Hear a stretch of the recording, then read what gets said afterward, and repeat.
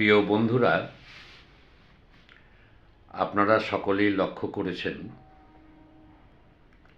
Telangana gig and platform workers ইউনিয়নের আহ্বানে গত 25শে ডিসেম্বর দেশের সমস্ত প্রান্তের হাজার হাজার ডেলিভারি বয় তারা ধর্মঘটে অংশগ্রহণ করেছিলেন।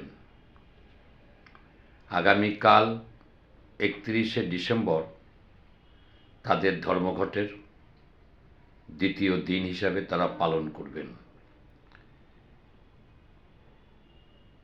Telangana gig and platform workers ইউনিয়নের এই আহ্বানকে পশ্চিমবাংলার app based worker and delivery boy union, যেটা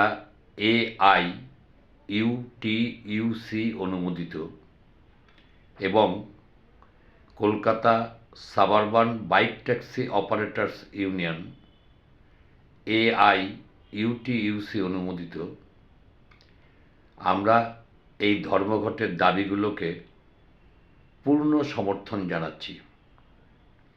বিশেষ করে আত্মপক্ষ সমর্থনের সুযোগ না দিয়ে তারা যেভাবে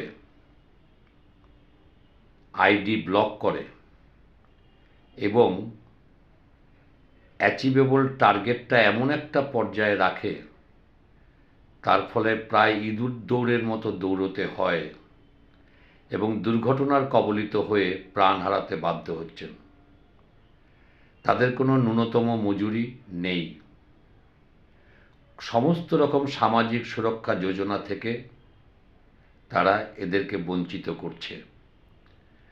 সবচেয়ে দুর্ভাগ্যের বিষয়, কেন্দ্র এবং রাজ্য সরকারগুলি এই সার্ভিস প্রোভাইডার মাল্টিন্যাশনাল কোম্পানিগুলির বিরুদ্ধে এক আপোষমুখী মানসিকতা নিয়ে চলছে, যখন এই সার্ভিস প্রোভাইডাররা ল অফ দ্য ল্যান্ডকে সম্পূর্ণরূপে ভায়োলেট করছে।